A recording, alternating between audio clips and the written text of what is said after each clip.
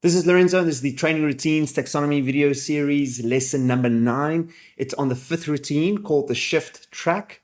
It's a gymnastics routine focused on hip development in the frontal plane. So think side to side squat, hence why we call it shift. It's designed to help you master 2 skills, one mobility and one strength, more specifically the middle split and the side squat. And we're going to do that using our 3-part MSP exercise protocol using only 5 exercises. See you inside. All right, so this is the 5th out of 5 lower body routines. The previous 4 routines were all about developing the quads and the glutes in the sagittal plane. So think forward and backwards movement. This is the only track that we have as an opportunity to develop lateral control, where we develop the quads and the glutes in the frontal plane. Hence why it's called the shift track. The routine type is not a complex, it's a track because it's a gymnastics routine. That's what GN stands for. And what's unique about this track or hip development in the frontal plane is as we move side to side, we can really lengthen and strengthen the inside of our legs, the adductors, while also placing a special emphasis on our glute medius and minimus, or our abductors on the opposite side of the hip. Also, we'll be introducing lateral forces to the knee as we move side to side, which is why this routine is so important, because with the sagittal plane, with our air squats or any forward and backwards movement, it's just focusing on the knee joint forward and back. So think your ACL and PCL joints. With side to side movements, we have your MCL and ACL joints that we're also going to be strengthening for more complete development of not just the hip, but also the knee. As mentioned before, this shift track has been designed to help you unlock 2 skills. The first is your middle split, a benchmark of mobility, and the side squat, a benchmark of strength and more specifically lateral control. Your goal as a recreational male athlete is 24 consecutive reps, and for the ladies, 15 consecutive reps. Now, a rep is defined as moving left to right. That counts as 1 rep, or 2 shifts. A shift to the left and a shift to the right is 1 repetition. So technically speaking, 24 would mean 48 shifts and 15 would be 30 shifts. As for our strategy or the minimum requirements to achieve our middle split and the side squat, well, we can see with the middle split, we need some flexibility, the side squat, stability and strength and dynamic control. So for our mobility, we need to make sure that we spend enough time in hip adducted positions. For the middle split, for our stability, we need to make sure to not just lengthen and strengthen the inside of the legs, but also the outside of the legs, our glute medius and minimus, or the abductors.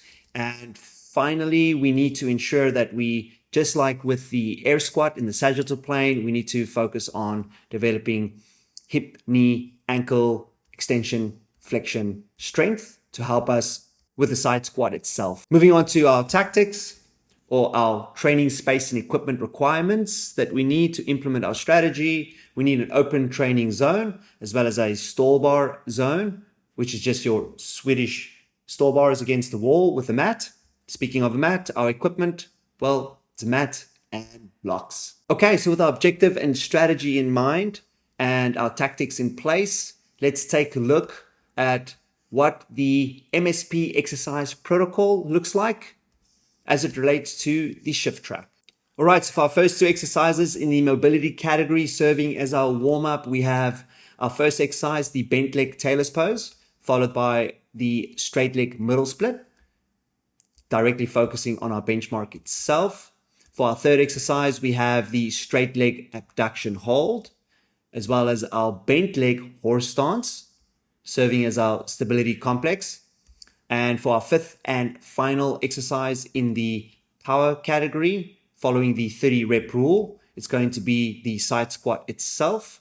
And one of the most useful progressions for the side squat will be the Cossack squat. Okay, so what I want to do now is quickly show you what each of these exercises look like in sequence and see how they all integrate into the side squat itself. But remember, if you want precise instructions on how to perform each of these exercises, make sure to download the Training Routines Taxonomy PDF It'll have links to all of these exercises. Alternatively, just YouTube any one of these exercises that you see and explore to your heart's delight. Okay, so for our first exercise, we have the bent leg tailor's pose, as we can see over here. It's also known as the butterfly stretch. Notice I said bent leg tailor's pose. And the reason I emphasize that is because when you do the butterfly stretch, there are muscles on the inside of the leg that attaches to on the side of the knee here. It's known as the pes anserinus. And there are three muscles, the sartorius, gracilis, and the semitendinosus muscles. They all have a common tendon on the inside of the knee here.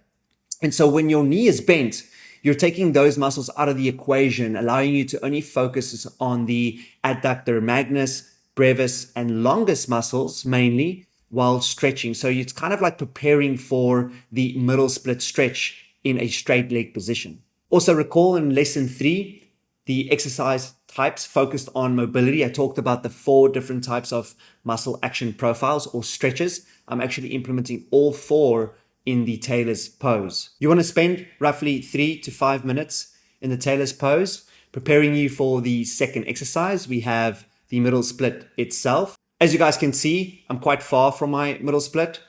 Notice also, now that I'm in the straight leg position, those other 3 muscles I told you about are now also part of the stretching equation, making it a lot harder. So while my tailor's pose is basically flat, I'm very far from a full middle split. The simplest protocol is to get into your middle split itself in a comfortable position. Use blocks to assist you.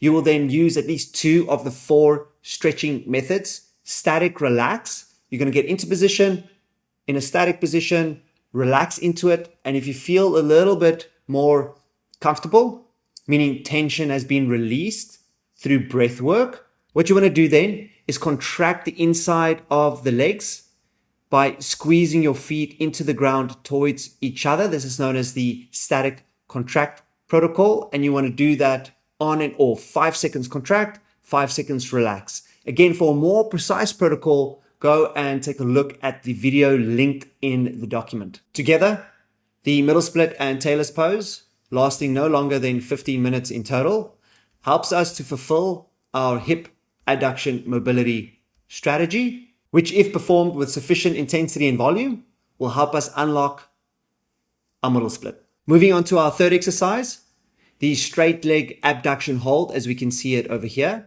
So while the middle split helps us to lengthen and strengthen the inside of our thigh or our adductors, the abduction hold is going to help us to strengthen the opposite side of the thigh, our abductors, also known as the gluteus minimus and medius muscles. The abduction hold can be performed on the ground as you see it here. You can also do it while standing. But your goal is to hold this position with a straight leg for a total of 60 seconds on each leg. Now, if you can't hold it for 1 minute straight, a progression that we like is that you can start off with 6 sets of 10 seconds on each side, followed by 4 times 15 seconds.